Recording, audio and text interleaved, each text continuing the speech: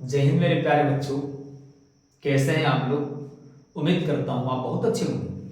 तो आज आपकी सेवा में हम फिजिक्स 10th क्लास यानी भौतिक विज्ञान के वैसे ललन टॉप ऑब्जेक्टिव का हम एकदम आंखों आंखों में रिवीजन कराने वाले हैं, यानी कि बढ़ाने वाले हैं, जिससे आपको होगा क्या कि आराम से इस ठंडी में रजाई में ओढ़ के इस ऑब्जेक्टिव को बड़ा बारीकी से आप आनंद ले पाएंगे। तो मेरे प्यारे बच्चों, अगर इस चैनल पर आप नए हैं तो चैनल को क्या करें, सब्सक्राइब करें और जो भी आपके अच्छे दोस्त हैं उनके पास ये वीडियो को क्या करें, शेयर करें। तो चलिए बच्चों, आगाज करते हैं फिजिक्स के हम सबसे बदनाम सवाल के बारे में।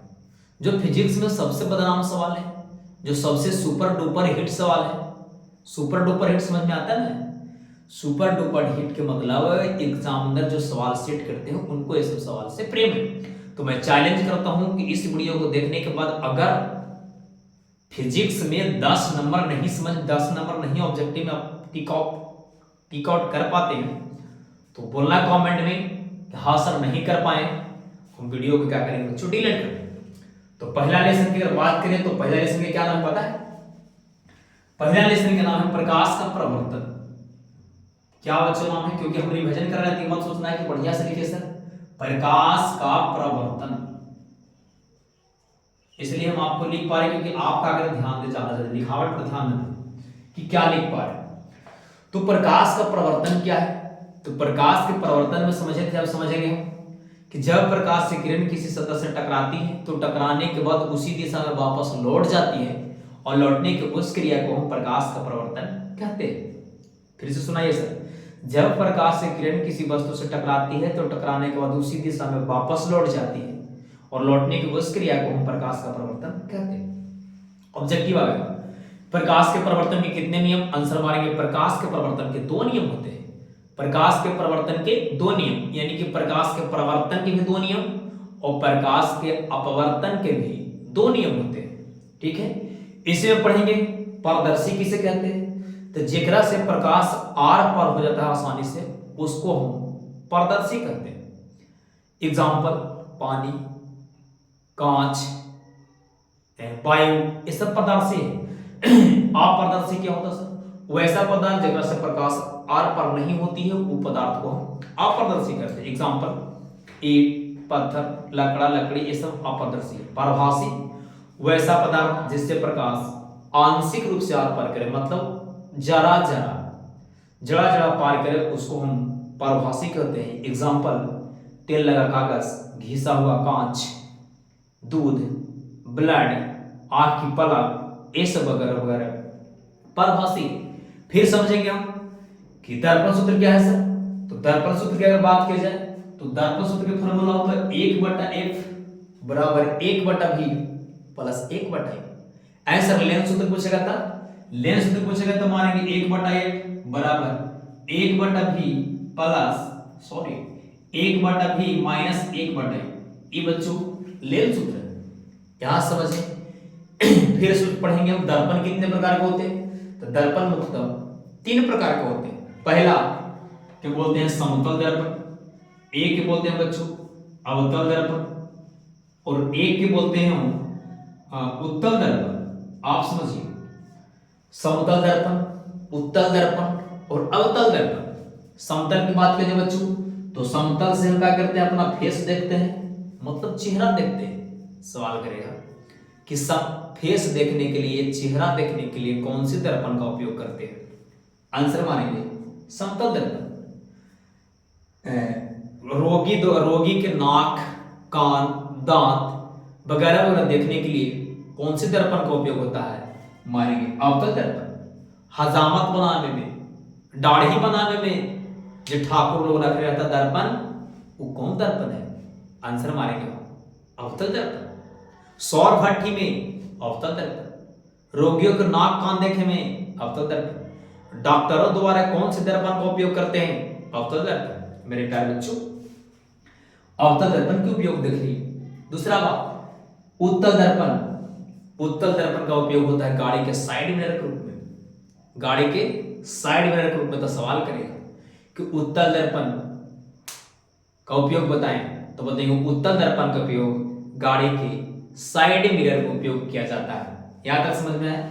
अवतल दर्पण की फोकस दूरी माइनस में होती है, उत्तल दर्पण की फोकस दूरी प्लस में होती है। अवतल दर्पण रहे चाहे अवतल लेंस रहे उसकी फोकस माइनस में, और उत्तल दर्पण रहे चाहे उत्तल लेंस रहे उसकी फोकस प्लस में होती है। चीजों को बारीकी से समझते रहे, बट कभी कभी कहानी बोलने में मिस्टेक कर जाए तो कमेंट कर देना, ओके, क्योंकि हम भी इंसान हैं। अवतल दर्पण रहे चाहे अवतल लेंस रहे उसकी फोकस माइनस, और उत्तल दर्पण रहे चाहे उत्तल लेंस रहे उसकी फोकस प्लस। तो अगर फोकस प्लस, उत्तल दर्पण की फोकस उत्तल दर्पण चाहे उत्तल लेंस की जब फोकस प्लस, तो उत्तल लेंस की चाहे उत्तल दर्पण की क्षमता ही प्लस होगी सर। अवतल दर्पण और चाहे अवतल लेंस की जब फोकस माइनस, तो इसकी क्षमता भी सर माइनस होगी। यहां तक चीजें समझ पा रहे हैं। अब देखिए अवतल दर्पण में प्रतिबिंब की अगर बात की जाए तो अवतल दर्पण में काल्पनिक प्रतिबिंब और वास्तविक प्रतिबिंब, ये दोनों प्रकार की प्रतिबिंब बनती है। सवाल पूछेगा कि निम्नलिखित में से कौन से दर्पण में दोनों प्रकार की प्रतिबिंब बनती है, तो ऑप्शन मारना है अवतल। अवतल में काल्पनिक भी बनती है और वास्तविक भी बनती है। काल्पनिक का दूसरा नाम क्या सर? आभासी। काल्पनिक का दूसरा नाम क्या सर? काल्पनिक प्रतिबिंब का दूसरा नाम बच्चों, काल्पनिक प्रतिबिंब का दूसरा नाम बोले कभी कभी आभासी। कौन सा प्रतिबिंब बच्चों? आभासी। काल्पनिक प्रतिबिंब को हम बोलते हैं आभासी प्रतिबिंब। वास्तविक प्रतिबिंब को तो वास्तविक को तो इंग्लिश से बोलते हैं रियल प्रतिबिंब। यहां तक समझ पा रहे हैं? तो यहां से देखिए कि अवतल दर्पण में काल्पनिक और वास्तविक दोनों प्रकार की प्रतिबिंब बनती है, लेकिन उत्तल दर्पण में हमेशा काल्पनिक प्रतिबिंब बनती है। याद रहेगा सर? हाँ याद रहेगा। उत्तल दर्पण में हमेशा काल्पनिक, अवतल दर्पण में काल्पनिक और वास्तविक दोनों बनती है। अब समझिए, समतल में हमेशा काल्पनिक बनती है। क्या चीज बनती है बच्चों? समतल में हमेशा काल्पनिक होती है। समतल दर्पण की फोकस दूरी क्या होती है? तो समतल दर्पण की फोकस दूरी अनंत होती है। समतल दर्पण की फोकस दूरी अनंत होती है। ओके, अब समझिए, काल्पनिक प्रतिबिंब जो है बच्चों हमेशा सीधा बनता है। काल्पनिक प्रतिबिंब हमेशा सीधा बनता है, यानी काल्पनिक प्रतिबिंब जो है बच्चों ये सीधा बनेगा, और वास्तविक प्रतिबिंब जो है बच्चों उल्टा बनेगा। चीजों को पॉइंट को आप लिख सकते हैं वीडियो को स्टॉप करके। काल्पनिक प्रतिबिंब सीधा बनेगा और वास्तविक प्रतिबिंब उल्टा बनेगा।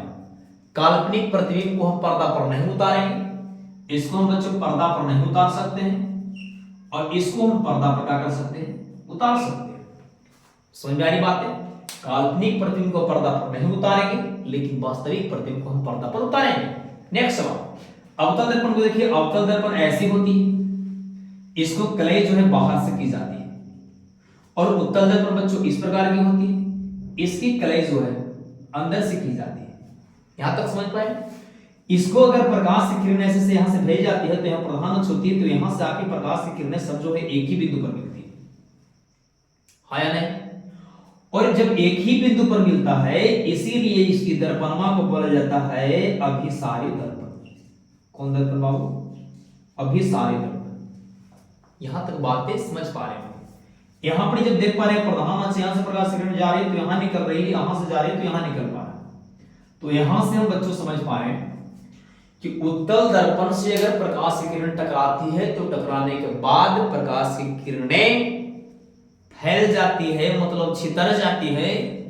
इसीलिए ई दर्पणवा को बोलते हैं अपसारी दर्पण। कौन से दर्पण बाबू? अपसारी दर्पण। यहां तक बात समझ पा रहे हैं? ऐसे अवतल दर्पण को अभिसारी दर्पण काहे कहते हैं? तो अवतल दर्पण कोई सवाल दोनों में है कि अब किसको कौन दर्पण को कहते हैं अभिसारी दर्पण? तो अवतल दर्पण को हम अभिसारी दर्पण कहते हैं। कौन दर्पण को अपसारी दर्पण कहते हैं? तो उत्तल दर्पण को हम अपसारी दर्पण कहते हैं। चीज समझ में आ रही है? 2 नंबर में आएगा कि अवतल दर्पण को अभिसारी दर्पण काहे कहा जाता है?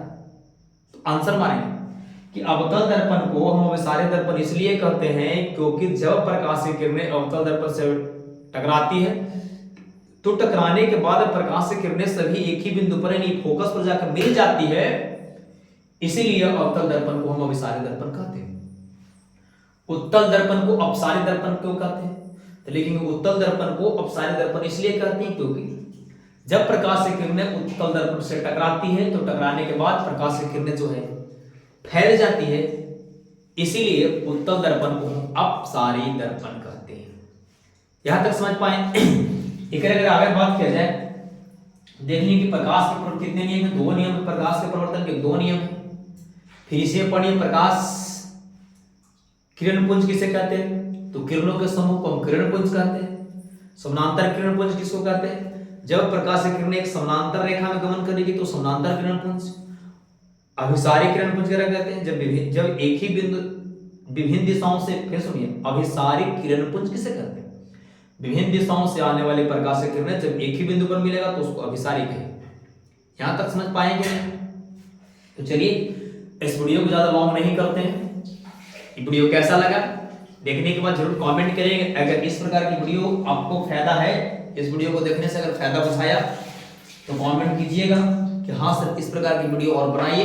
और अगर बच्चों आपको फायदा नहीं है तो कमेंट कर दीजिएगा कि हाँ सर इस प्रकार की वीडियो बनाने से कोई फायदा नहीं है। तो आपसे सवाल करते हैं कि कौन सा प्रतिबिंब को हम पर्दा पर उतारेंगे? कौन सा प्रतिबिंब को हम पर्दा पर उतारेंगे? कौन सी प्रतिबिंब को हम पर्दा पर उतारेंगे? दूसरा सवाल, वास्तविक प्रतिबिंब सीधा बनता है या उल्टा बनता है? वास्तविक प्रतिबिंब सीधा बनता है या उल्टा बनता है? एक सवाल और समझिए। अगर सवाल करें कि अवतल दर्पण को चाहे अभिसारी दर्पण को परावर्तक सतह मतलब प्रकाश जो जाकर टकराएगा वो धंसल रहता है कि उठल रहता है? तो धंसल रहता है, देखना है। और उत्तल दर्पण के परावर्तक सतह उभरी हुई रहती है, मतलब उठी हुई रहती है। तो बच्चों इस वीडियो को शॉर्ट ही डालना, ज्यादा लॉन्ग नहीं करनी है। तो वीडियो कैसा लगा जरूर कमेंट करें, क्योंकि आपका कमेंट के इंतजार रहता है। जो आंसर किया उसको आपको आंसर भी करना है। थैंक यू बच्चों, बाय।